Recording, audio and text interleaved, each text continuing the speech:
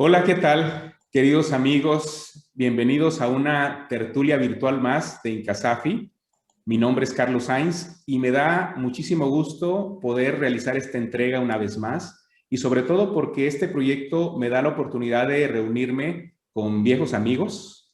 Y cuando digo viejos amigos no es que estén viejos, sino que simplemente pues los conozco desde hace muchos años. Y hoy es el caso de un amigo, compañero de la maestría en impuestos del CUSEA, si mal no recuerdo, y me refiero a Javier Torres Coppel. Javier, ¿cómo estás? Bienvenido. ¿Cómo está, maestro Sainz? Carlos Alberto, muy buenas tardes, muy bien. ¿Y tú? Oye, ya, nos ponemos muy formales, olvídate del maestro, somos amigos, pero a ver, acuérdame un poquito, Javier. Sí nos conocimos ahí en el CUSEA, ¿no? En la maestría de impuestos. En el CUSEA, es correcto, por allá del año 2002, cuando empezamos la maestría. Después tú la continuaste posteriormente por temas de tu trabajo, pero ahí nos conocimos. Así es. Sí, sí, de hecho, por eso el comentario, porque yo empecé la maestría en impuestos, que fue ahí donde nos conocimos, yo no la pude terminar, precisamente por cuestiones de trabajo, y después regresé a terminarla, pero ya había cambiado, ya no era maestría en impuestos, ya la terminé yo como análisis tributario, incluso que actualmente creo que ya volvió a cambiar, ya creo que es maestría en estudios fiscales o una cosa así, ¿no? Pero bueno, muy bien, Javier, pues muchas gracias por dedicarnos un ratito de tu valioso tiempo. Y bueno, antes de comenzar, como es costumbre aquí en Incasafi TV, me gustaría pedirte que te presentes ante nuestra comunidad, ante nuestros amigos, que nos digas, ya sea en lo personal o en lo profesional, lo que tú quieras, quién es Javier Torres Coppel. Muchas gracias, Carlos. Tu servidor es egresado de la Universidad de Guadalajara. Soy contador público. Tengo maestría en impuestos. Ahí estuve contigo. Ahí nos vimos. Y después, posteriormente, durante ese trayecto estuve en una Big Four. Estuve trabajando en KPMG durante muchos años. Y inició en Guadalajara. Saliendo de la universidad, me incorporé a KPMG. Estuve 8 años en KPMG y posteriormente, 7 años después, me seguí a Monterrey, donde actualmente vivo. Aquí estoy en Monterrey, me trasladaron para acá por cuestiones profesionales. Me considero taparregio, me considero de los dos. No soy Tigre, no soy Rayado, no soy Chiva, no soy Atlas, no le voy a nadie. Oye, pero también antes le ibas a la América, o sea, antes tenías así unas tendencias muy, sui generis, por no decirle, mira, hay otro programa en el que participo y uno de mis compañeros es americanista, ¿no? Juan Carlos de Obeso, que le tengo mucho cariño y le aprovecho y le mando un saludo a mi tocayo, pero me han llegado a hablar y me dicen, oye, Carlos, ¿tú eres homofóbico? Y yo, ¿por qué? ¿Por qué le tiras tanto a los de la América? ¿Te fijas cómo solo se hacen del delito? No, no, digo, no es el tema. Pero tú tenías unas Bueno, tendencias ahí medio raras, ¿no, Javi? sí, en temas futbolísticos, Sí, claro, correcto. En claro. temas futbolísticos. Ya, La realidad es que no te perdonó. eh, nunca es tarde para tomar la decisión correcta o para reaccionar o hacer las cosas bien. Creo que nunca es tarde. En mi opinión, por lo menos en el fútbol, ¿no? Entonces decidí dejar el fútbol mexicano, no lo veo, por varias razones. Y el que veo es el europeo, se va a escuchar aquí un poco exagerado, quizás, pero me gusta más ver el fútbol europeo, me gusta ver la Champions, cuando tengo oportunidad, y pues de vez en cuando la liga inglesa, la liga italiana, tienen buenos juegos y cuando puede los veo, ¿no? Y a veces el fútbol mexicano, pero pues trato de seguirlo. Es más, creo que es más divertido ser anti-Liga MX que ser pro un equipo, ¿no? Siempre ser oposición tiene sus ventajas. Ser oposiciones, pero sí me considero una oposición en el tema del fútbol mexicano. De hecho, fíjate que ahorita que hablabas de que estuviste en KPMG, pues fíjate que ahí tenemos un amigo en común, ¿no? Mi querido amigo y socio en algunos asuntos, Víctor Cámara Flores, Víctor Manuel Cámara Flores, que también, Vic, te mandamos un saludo. Hace unas semanas también estuvo aquí apoyándonos, hablamos de un tema en relación a los esquemas reportables, ¿no? Pero, a ver, así rapidito, platícanos así para ventanear al Víctor. ¿Cómo era ahí en KPMG, Víctor? Muy exigente el señor Cámara. Yo también le mando muchos saludos, muy cordiales a él. Eso no se le ha quitado, ¿eh? Cuando le No, no, conviene, no. ¿no? Aquí, bueno, yo le echo mucha carrilla porque Muy cuando buen él... profesional. Sí, sí, sí, y un gran tipo, y un gran amigo además. Yo le echo mucha carrilla porque de repente cuando él necesita algo, ¿no? O sea, me busca hasta por todos lados y me habla cada 5 minutos hasta que no le contesto. Pero cuando yo necesito hablar con él, no, ahí sí tengo que esperarme a que me quiera atender, ¿no? Pero bueno, todo sea por echarte carrilla, mi estimado Víctor, ¿no? Muy bien. Bueno, Javier. Muy buen programa, por cierto. Lo felicito a los dos. Lo vi yo ese programa, muy bueno. Muchas gracias, Javier. Vamos a platicar hoy de un tema que espero que pueda ser útil para nuestra comunidad que nos ve y nos sigue por redes sociales. Y tiene que ver con algo relativamente frecuente en las empresas, ¿no? Me refiero a los aumentos de capital, pero que para este año 2020 hubo una reforma interesante ahí en el Código Fiscal de la Federación que provocó también ahí alguna regla en resolución miscelánea que también recién acaba de salir. Y bueno, respecto de ese tema, para contextualizarnos un poco, Javier, ¿qué nos puedes platicar? Sí, el tema es bastante interesante porque es nuevo a partir de este 2021, de una reforma que trae el Código Fiscal de la Federación en su artículo 30. Y palabras más, palabras menos, insertan técnicos. Nos pide, nos solicita, nos requiere cierta información cuando queramos ante la autoridad demostrar que hay un aumento de capital o que existió un aumento de capital. Lo interesante es, ahorita entramos a detalles, lo interesante es que pues, la entrada en vigor es a partir del 1 de enero del 2021, ¿no? Y conociendo a nuestras autoridades fiscales, pues muy probablemente, y no muy probablemente, ya lo hacen, te piden información que eso no estaba hasta el 31 de, o hasta el 31 de diciembre del 2020 no estaba, pero me he encontrado, me he topado que cuando estás viendo un tipo o una clase de estos asuntos, la autoridad te pide este tipo de información. Ahorita, a partir del 2021, si me permites entrar en materia, hay varias formas de efectuar aumentos de capital, ¿no? Vamos a, si quieres, enumerarlas en tres formas, ¿no? Puede haber más, pero si quieres las ponemos en tres. La primera es el aumento de capital en efectivo, en aportación, pues en numerario, ¿no? Que esto coincide o se trata de que un accionista X o socio efectúa un aumento de capital a través de una transferencia. El clásico aumento, yo quiero aumentar el capital, 100,000 pesos por poner una cantidad, y lo haces a través de una transferencia bancaria. Bueno, muy bien. Entonces, a partir del 2021, el SAT ya tiene la autorización, por lo menos la ley ya le da ya le da la oportunidad de que te pida los estados de cuenta emitidos por instituciones financieras, por bancos, pues, para que le demuestras que ese aumento de capital se efectuó. ¿Sí? El estado de cuenta de quien recibió o de quien hizo el aumento, de la fuente, digamos. Considero que, yo supongo que dependiendo de a quién esté revisando la autoridad fiscal, ¿no? Estamos hablando de una auditoría. Cuando estemos en el caso de una auditoría, cuando el SAT esté ejerciendo sus facultades, entonces, si le está revisando a la persona que recibió el dinero, pues va a ser la persona que percibió el dinero, es decir, la sociedad que recibió los recursos para registrar un aumento en su capital, esa sería el estado de cuenta. También puede darse el caso de que revise al socio, al accionista, lo esté revisando a él y que diga, a ver, demuéstrame este dinero, para qué, de qué se trata, cuál fue su función, etcétera, etcétera. Entonces también se lo podría pedir, ¿no? En ambos lados, me parece que puede ser. Creo que va a ser más común que se lo solicite, me parece, para la sociedad que recibió el capital.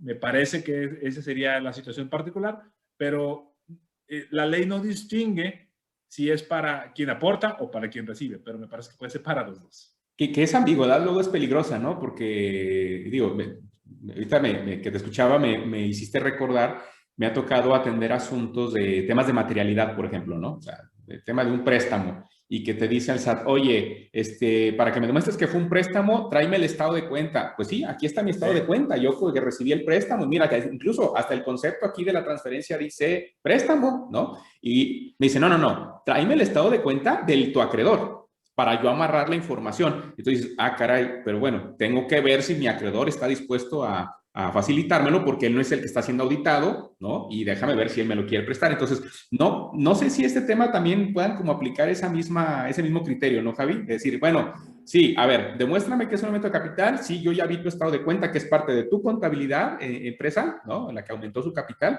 pero tráeme el estado de cuenta del socio o el accionista que hizo esa aportación, ¿no? Seguramente, conociendo a nuestras autoridades fiscales, seguramente va a pedir los dos y más. Sí, claro. Porque ahorita, desafortunadamente, en mi opinión, pues las autoridades fiscales se extralimitan como nunca antes, en mi opinión. Entonces, regresando al tema, esa es la primera forma, la aportación, llamémosle más natural, que es la aportación en numerario, ¿no? Hay una segunda aportación, siguiendo esta clasificación, que puede haber más, ¿no? Pero como este segundo tipo de clasificaciones de aportaciones de capital, que es a través de que haya sido aumentos de capital en especie, o a través de aportaciones o con motivo de superávit derivado de revaluación de bienes o de activo fijo, ¿sí? En especie. Entonces, aquí, si el señor Carlos Sainz, que originalmente emitió, o mejor dicho, hizo una aportación de 100,000 pesos, ahora decir, ¿sabes qué? Siempre no voy a hacer una aportación de 100,000 pesos, voy a tomar mi vehículo, ¿correcto? Y lo voy a aportar. Pues eso es una aportación de capital también, ¿correcto? Obviamente hay que ir con el notario, desde mi punto de vista, aunque tú conoces más que yo en este aspecto, creo que no todas las aportaciones de capital tienen que ser protocolizadas desde mi punto de vista, más sin embargo el SAT dice que sí. Ahorita vamos a ver por qué, más adelante. En mi opinión, no todas las aportaciones tienen que ser protocolizadas ante el notario, pero el SAT dice que sí. Bueno, en fin, lo que quiero transmitir es que en este caso, si tú tienes un bien mueble que lo aportas en especie, pues tendrás que tener un avalúo para poder demostrar el valor o de que esa aportación efectivamente se hizo, ¿no? Que no es aire, ¿sí?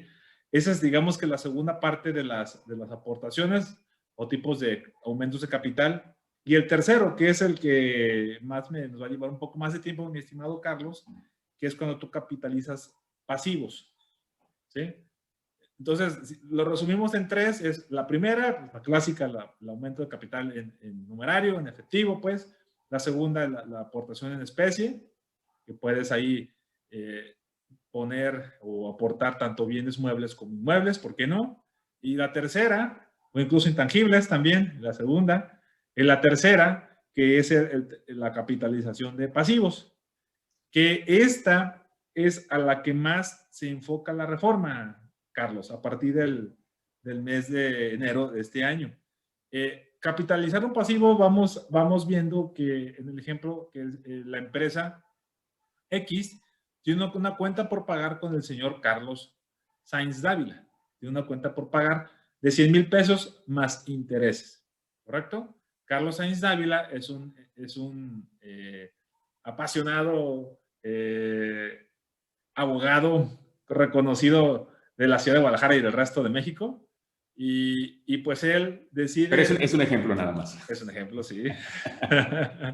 Él decide que esos 100,000 pesos más intereses se aporten al capital. Entonces, aquí... En lugar de que me los paguen, se van a la empresa y eso me va a significar que yo voy a tener una porción accionaria de esa empresa. Así es, vas a tener un pedazo más grande del pastel. Correcto.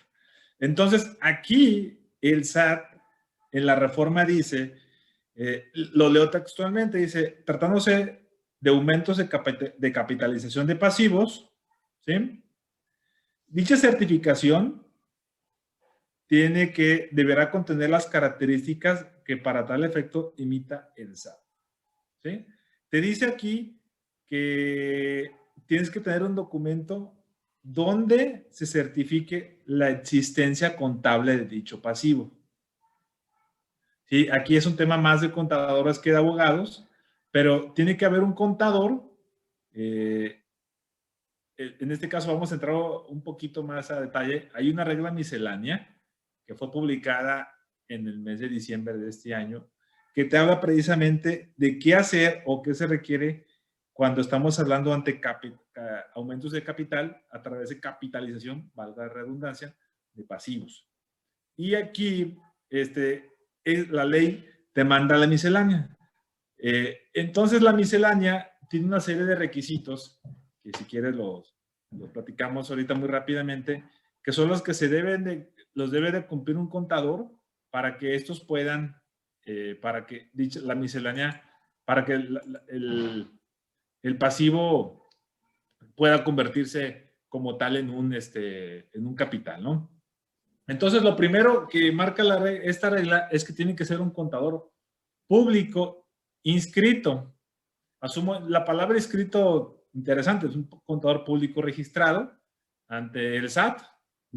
Pocas palabras. Aquí lo que le llama escrito la regla, pero bueno, yo lo estoy asumiendo que es el contador público registrado. El CPR que conocemos tradicional. Así es, que es el que dictamina para efectos fiscales, hace los dictámenes o hace las ventas de acciones, todo eso, ¿no? Bueno, porque las dictamina, básicamente, ¿no? Entonces te pide varios requisitos que tiene que hacer el contador público. Es un mini dictamen que tiene que hacer y le pide a este contador, ¿sí?, que el nombre, la clave del RFC, en caso de que sea mexicano, o su número de identificación fiscal, que es en caso de que sea de otro país. Y también te pregunta, muy relevante, si es o no parte relacionada, ¿sí? Entonces, vamos a hablar del caso del señor Carlos Sainz, que hace una aportación por capitalización de pasivos, una capitalización de pasivos. Entonces, vamos a sugerir que sí es una parte relacionada. Porque soy socio también, porque ya era socio de la empresa. Así es, así es. Luego te pide el documento origen de la obligación, es decir, el contrato. ¿Sí? ¿Qué originó el contrato, el convenio, etcétera, etcétera, que te originó esta operación, la fecha y las características del documento, ¿no? O sea, pide que el contador público revise que eso existe, ¿sí? Y luego, eso es en caso de que sea, pues, una parte relacionada y que, pues, tú seas previamente un acreedor, ¿no? Estamos hablando de un acreedor. Pero puede haber el caso de proveedores, Carlos. ¿Qué tal si tú eres un proveedor? ¿Sí? Y te pide aquí, le pide al contador que tiene que hacer una manifestación de que se llevó a cabo el control interno de la persona moral. ¿Sí? La primera, por lo menos lo que yo recuerde, que pide que un control interno que lleve a cabo el contador, ¿no? Es una manifestación de que se llevó a cabo el control interno de la persona moral, donde se indique que son razonables los bienes que se adquirieron, el caso que estemos hablando de una adquisición de bienes, o que los servicios se prestaron. ¿Sí? Okay, o sea, si tú estás ascendiendo al origen, ¿no? O sea, está diciendo que no solamente es que te está dando esa capitalización del pasivo, sino demuéstrame que lo que originó o sea, lo anterior a la capitalización, que fue el servicio, la mercancía, sí, en realidad existió. Lo estamos rayando en temas de materialidad también. Es correcto. La capitalización del pasivo entra mucho en temas de materialidad. Y apenas vamos en el punto número 3, ¿no? Vamos en los siguientes puntos. Y luego también ya muy técnico de tema contable, que el pasivo que se tiene, que se pretende capitalizar, cumpla con las normas de información financiera, la C9, la C11 y la C19, y correlativas.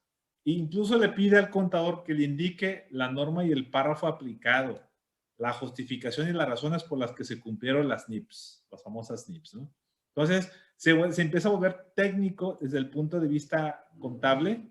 El contador tiene que cumplir pues con todo esto, ¿no? Tiene que ponerse a investigar las NIPS, esas 3 en particular muy específicas, y decir que, pues, que realmente se cumplieron, ¿no? Y fíjate, curiosamente, el siguiente punto es, ¿recuerdas que hablamos de los estados de cuenta?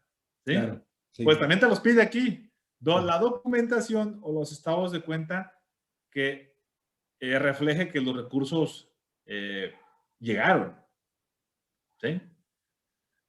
Si estamos hablando de una capitalización, pues entonces previamente debió haberse hecho un movimiento de dinero, ¿correcto? Entonces te va a pedir los movimientos de dinero. Si estamos hablando quizás movimientos de dinero muy viejos, pues ahí quizás podríamos tener un problema, ¿no? Si estamos hablando de una capitalización de un pasivo, mi estimado Carlos, que es se me ocurre, del año 2005, ahí empezó toda la operación, pero no se terminó de pagar y siguió la cuenta por pagar. La cuenta por pagar creció, y ya por fin se pusieron de acuerdo y decidieron capitalizar, pero estamos hablando del 2005, pues se puede volver muy complicado el intentar obtener esa información o documentación de aquellos años, ¿no? Sobre todo porque por lo menos la práctica es que en los últimos 5 años nos deshacemos de esa información, ¿no? Un punto ahí que sí tenemos que darle seguimiento. También te dice que en el caso de los títulos de crédito o de los instrumentos financieros, Carlos, también nos pide que validemos el cálculo de los intereses, que revisemos que el cálculo de los intereses esté de acuerdo. La clásica fórmula de interés simple o de interés compuesto, dependiendo de cómo esté el contrato. Generalmente, pues es interés compuesto, ¿no? Interés simple, en realidad, yo lo he visto muy poco en la práctica. Generalmente, pues lo que tú ves es el interés compuesto, es decir, interés sobre interés. Y bueno, entre otras cosas, ese es el punto 6. Te pide también, en el caso de instrumentos financieros de deuda, que tenga un valor razonable, que le des la metodología y que valides que el cálculo sea correcto. O sea, te pide que dependiendo del instrumento, del caso, pues que valides los resultados como contador. Te pide la fecha del reconocimiento inicial del pasivo, los movimientos de aumentos y disminuciones, el tipo de moneda y la tasa de interés. O sea, te está pidiendo todo, en pocas palabras. Te está pidiendo todo para que lo puedas validar, ¿no? Como punto 9 te dice, en moneda extranjera, si es en moneda extranjera, te va a pedir el tipo de cambio y la fecha de publicación. Como que quiere que... Ya hace la chamba. Sí, pero sobre todo no que... vayas a buscar el tipo de cambio, tú dime de cuándo se publicó, ¿no? Sí, y yo estoy asumiendo que quiere que el tipo de cambio del diario oficial, ¿no? No necesariamente tiene que ser el tipo de cambio del diario oficial. Puede haber variaciones, quién sabe qué ocurra ahí, ¿no? Te pide el valor del pasivo a la fecha de actualización. Te pide el número y valor de las acciones o partes sociales que se otorgaron, ¿sí? El nombre del accionista o del socio, en este caso Carlos Sáenz, y cuántas acciones recibiste. 500 acciones de 5,000 pesos cada una, por ejemplo, ¿sí? Muy interesante, te pide todos los registros contables y los estados de situación financiera, las balanzas y las pólizas. Entonces, los contadores pues están habituados a tener esta información. Lo registran o lo deben de tener en sus ERPs o sus sistemas contables que tienen ahí. Pero es una información que es importante que tienes que tener, ¿no? De lo contrario, el contador público inscrito pues no va a poder terminar su dictamen, ¿no? Yo le llamo mini dictamen. Te pide también los datos del acta de capitalización del pasivo protocolizado, que es lo que platicábamos hace rato. Pareciera ser que en esta regla el SAT está diciendo que datos del acta de la capitalización del pasivo y protocolizado, pero pues, tú conoces mejor que yo que puede haber empresas que en sus estatutos pues no tengan necesariamente que hacer asambleas extraordinarias para para hacer los aumentos de capital o incluso las disminuciones, ¿no? Pueden hacerse en asambleas ordinarias y pues ese tipo de asambleas, por lo que yo he visto en mi experiencia, generalmente no se protocolizan, ¿sí? Entonces, sí podemos tener un problema aquí de que pues yo no lo protocolicé la asamblea, pero aquí el SAT me está diciendo con esto, o yo estoy interpretando que ellos lo quieren completamente protocolizado.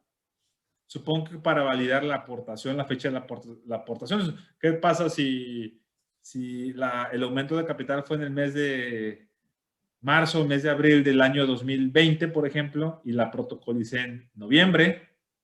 ¿Sí? Entonces ahí no, el SAT no vaya a considerar que para efectos de inflación, de aumento de capital, sea hasta noviembre y no el mes de marzo o el mes de abril. Sí, se puede hacer. Pero fíjate, Javi, perdón, creo que este es muy interesante porque sí, no dudo que la autoridad pretendiese que estuviera protocolizado ante fedatario público, ya fuera un notario, un corredor u otras instancias también que prevé la ley de fe pública. Como en el caso de Jalisco puede ser la justicia alternativa, el famoso IJA, ¿no? El Instituto de Justicia Alternativa. Pero es que en realidad, analizando la estructura de esa relatoría, digamos, de la regla miscelánea que nos estás platicando, es que en realidad el que yo lleve el acta, digamos, protocolizada, en realidad el SAT no lo va a tomar como, aun cuando tuviera esa fecha cierta, no lo va a tomar como el documento principal con el que estás acreditando que en realidad se trató de ese aumento de capital. ¿Por qué? Porque en la lista tú hiciste referencia, en la regla, al cumplimiento de las normas de información financiera. Sí. Entonces sabemos que la norma de información financiera, digo, me voy a meter en camisa 11 varas porque no soy contador, pero finalmente tienen como propósito... Nadie es perfecto, mi estimado. Nadie es perfecto. Sí, no, lo sé. Y si no, que lo digan mis amigos atlistas y americanistas que me están viendo, ¿no? Tiene un propósito esas NIF, ¿no? Que es darle certidumbre a esa información financiera que se está generando y por eso o yo las veo así, ¿no? Como un conjunto de metodologías que si tú la sigues, entonces el resultado es que, la información es confiable, la información es revelada, es decir, se va cumpliendo todo esto, pero si no la sigues, pues entonces no te da ese resultado. Creo que por eso lo liga la miscelánea un poco, aunque fuese expresamente solo en algunos rubros, a las NIF. Pero entonces, cuando el dictaminador tiene que cumplir con las NIF que le está pidiendo la miscelánea para dar cuenta de ese mini dictamen que va a emitir, entonces, si el acta está o no protocolizada, es irrelevante. ¿Por qué? Porque son los elementos que tuvo el dictaminador para llegar a la cuenta que se hicieron los registros contables, porque si no se hubiesen hecho, ¿no? Si no hubiese sido el acto, pues no se hacen los registros y no los hubiese podido el dictaminador someter al escrutinio de las NIF que le está pidiendo la propia regla miscelánea. No sé si me voy a entender. O sea, sí, coincido contigo, ¿no? O sea, no estoy diciendo que no lo protocolicen. Lo que estoy diciendo es que no pensemos que la sola protocolización me la va a dar validez a todo el acto, sino en realidad es una parte. En todo caso, con todo este dictamen, con todos los requisitos que nos estás enumerando, ¿no, Javier? Así es. Es una parte de... Y bueno, se va a poner bueno, como digo yo, a ver, con no me ha tocado ahorita hacer ninguna, yo soy CPR, no me ha tocado hacer ninguna hasta ahorita, pero pues sí, vamos a ver qué ocurre, ¿no? De estos próximos días a ver cómo se mueve el SAT en esta nueva regla. Y también te pide la manifestación bajo protesta que la certificación se apegó a las normas de auditoría generalmente aceptadas. Tienes que firmarle que lo hiciste conforme a las normas de auditoría. Te va a pedir una fecha de certificación. Y por último, a ti como CPR te va a pedir un nombre, un número de cédula, el número de registro y firma del CPR. ¿Sí? Y por último, por si me olvidaba, son 17 requisitos. Y no los dije todos, me refiero en orden, o quizás no nombré número 1, número 2, no me fui así, mi estimado Carlos. Excelente. Pero el último 17 es el famoso aviso de actualización de socios y accionistas. También lo tienes que tener. Donde no lo tengas, pues resulta que pues también va a ir ese dictamen inconcluso, ¿no? el contribuyente, a diferencia de los otros dos dictámenes, que es el me refiero al de estados financieros o el de venta de acciones, ese sí los enteras o sí se los presentas al SAT, ¿correcto? Sí y te lo reciben. Este no. Este lo dice la regla que lo tienes que guardar en el cajón, por si algún día te lo revisan, ¿no? Hasta ahorita, ¿sí? No sé si después vaya a cambiar el SAT y vaya a decir, no, ¿saben qué? Esos también me lo suben, ¿no? Porque tampoco hay una fecha como tal, no hay una fecha límite, no te lo manejan.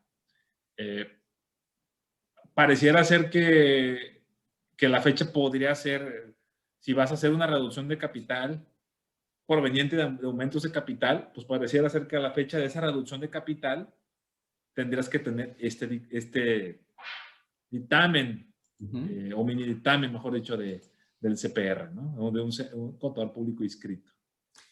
Oye, Javier, ahorita me hiciste recordar como cuando en esos casos que está el papá, ¿no? El padre de familia, imagínatelo sentado a la mesa, ¿no? A la hora de la comida, y está regañando a los niños, particularmente a uno, al más vago de todos, porque le acaba de dar la queja a la mamá de que es bien mentiroso, ¿no? Y mira, tu hijo, ya sabes cómo son las mamás, ¿no? Y tu hijo, ¿no? Porque ahí sí es tu hijo, no es nuestro, es tu hijo, Ah, ¿no? no sé. Salió a ti, ¿no? Mi Javier, esposa dice lo mismo, que es mi hija. exacto. Y Así es. entonces, a ver, te está dando la queja de que el hijo es muy mentiroso.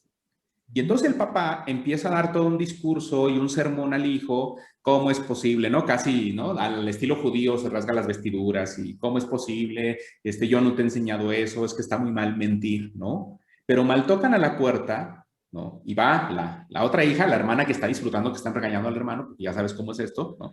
Y le dice, papá, te busca el señor de la renta, dile que no estoy, dice el papá. Es decir, esa incongruencia de decir, a ver, no mientas, pero yo pues, finalmente te estoy mintiendo. ¿A qué voy? Cuando esta regla le pide al CPR que se ajuste a las normas de auditoría, ¿no? Son las Sí, normas para correcto. atestiguar procedimientos de auditoría, algo así, ¿no? Ok. Sí.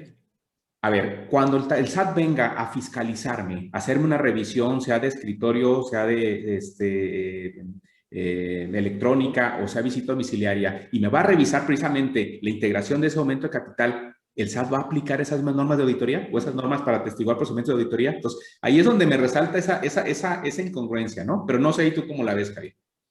Técnicamente sí debería de ser. O sea, si tú hiciste una reducción de capital, si tú efectuaste una reducción de capital, pues obviamente tienes que tener, sobre todo en aquellas empresas que no tienen CUFIN, que es una manera interesante de administrar sus recursos, no tienen CUFIN por X razón, no tienen pérdidas, no han tenido operaciones, lo que tú gustes, ¿correcto? Pues una manera interesante de hacerle llegar dinero a los accionistas, pues son las reducciones de capital, que por cierto, en mi opinión, no es esquema reportable, en mi opinión, ¿sí?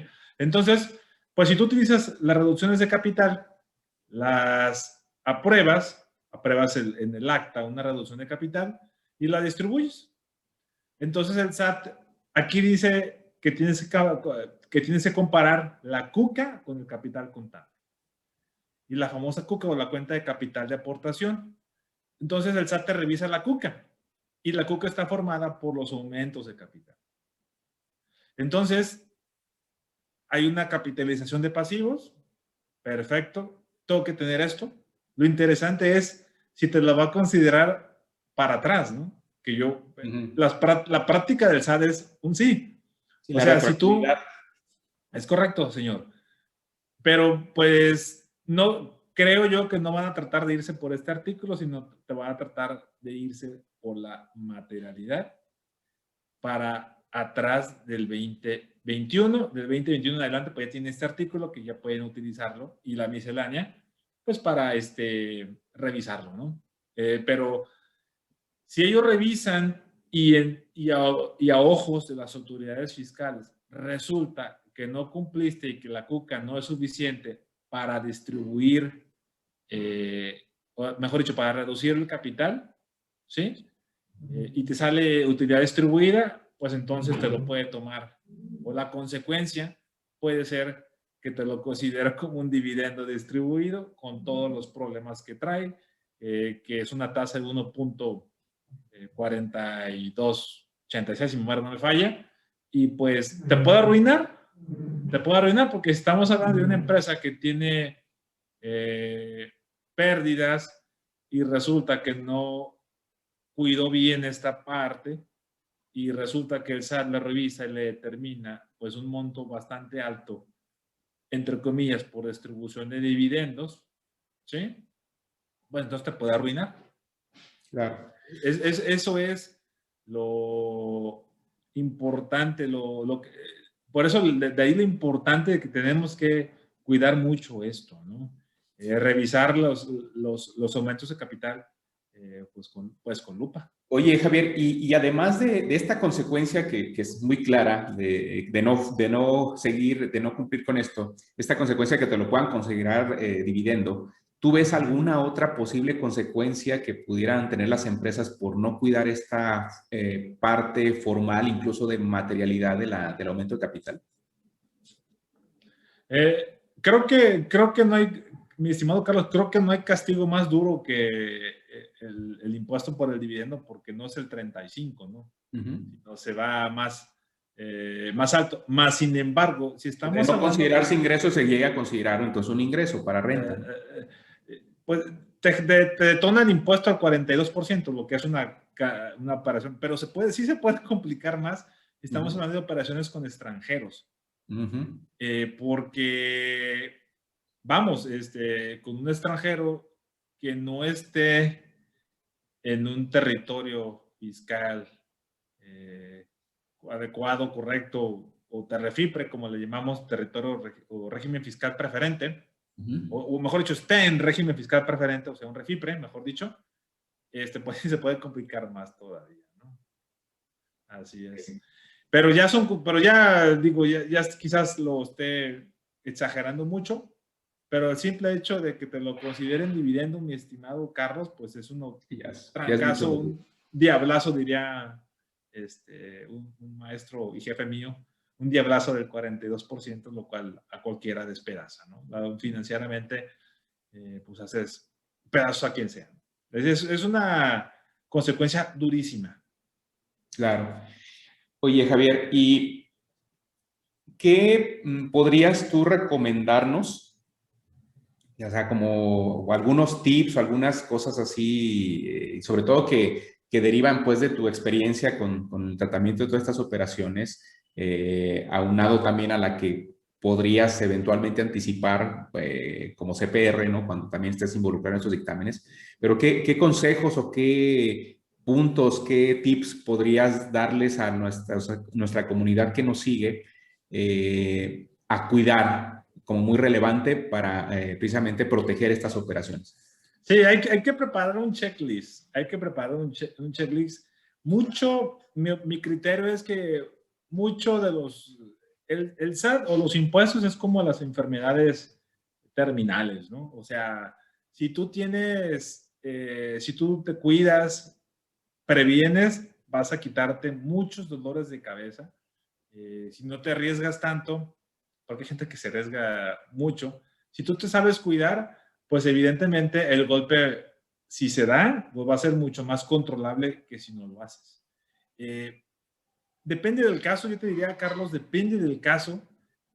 Hay casos donde puede ser proveedores, donde puede ser clientes, perdón, no clientes, no, proveedores, donde puede ser acreedores, discúlpame. En el caso de los acreedores, pues depende de si es acreedor extranjero, si es acreedor mexicano. O sea, lo que yo le recomendaría a nuestros amigos es que tienen que hacer un checklist de cada caso, de cada aumento, para ver qué se requiere, ¿no? ¿Qué se recomienda? Pues vamos, la regla miscelánea que acabamos de platicar o de comentar, que por cierto es la número, ahorita te digo en particular, es la 28123. Esa regla en particular, pues para mí es una guía, ¿no?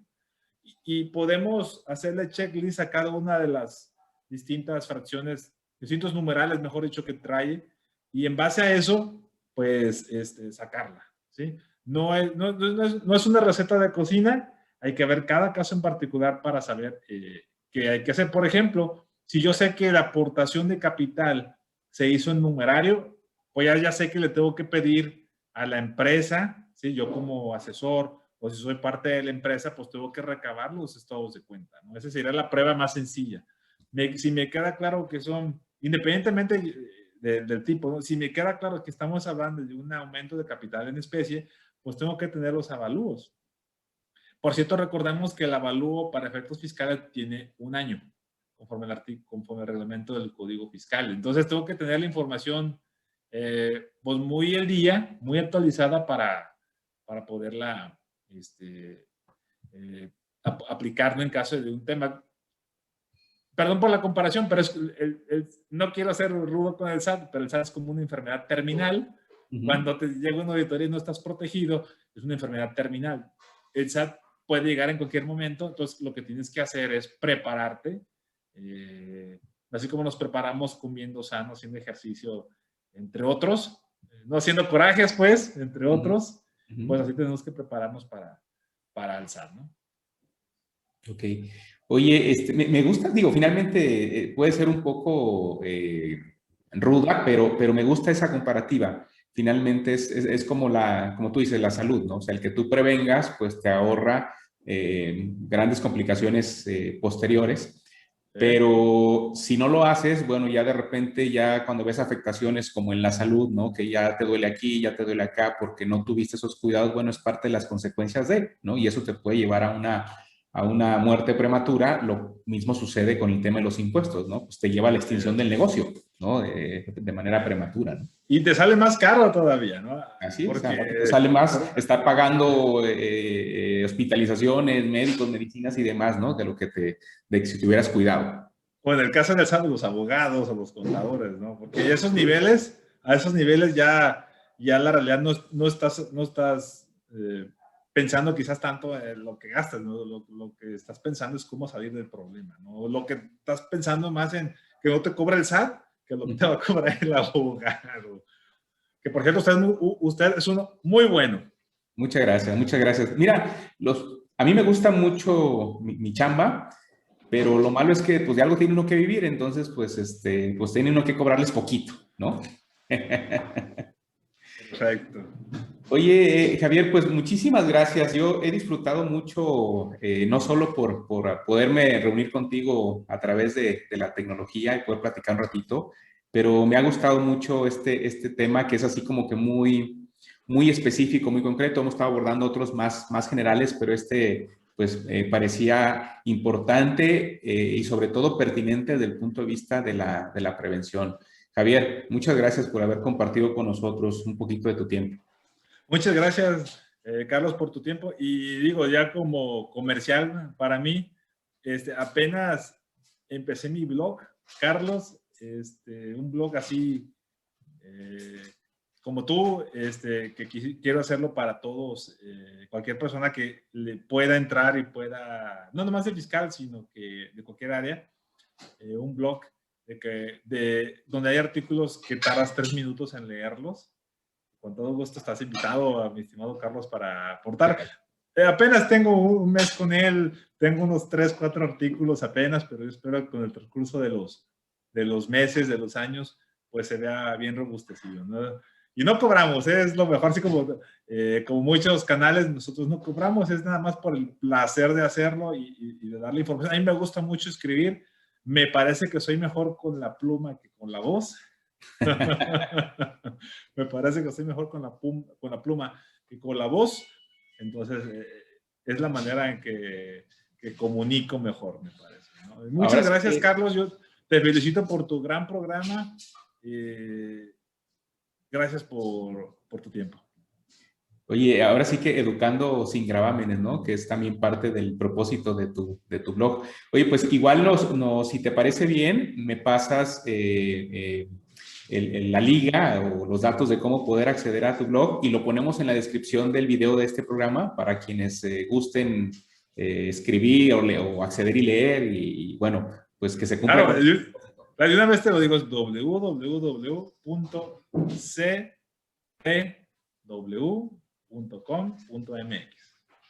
Ok. Está empezando, esperemos hacerlo cada vez mejor. Mira, así poco a poco. Aquí en Incasafi TV llevamos hasta a la fecha algunos poquitos materiales, pero va pasando el tiempo y se van y ahí va. Es como el ahorro, ¿no? Ahí poco a poquito, ¿no? Ahí vamos, ahí vamos. Y después de que pasa un tiempo volteas y ya tienes un buen material acumulado. Como las vitrinas del Atlas, ¿no? Poco a poquito. Bueno, sí, por cierto, ¿no? Saludo a mis amigos atlistas, ¿no? En especial el saludo a mi compadre Lalo Benavides, que por más que se da de topes con el Atlas, pues ahí siguen fieles, ¿no? Eso sí no se les puede cuestionar. Es gente de esperanza firme, ¿no? Sí. Bueno, pues antes de cerrar, me gustaría, Javier, si estás de acuerdo, aprovechar para mandar un saludo a nuestros amigos, excompañeros de la maestría, ¿no?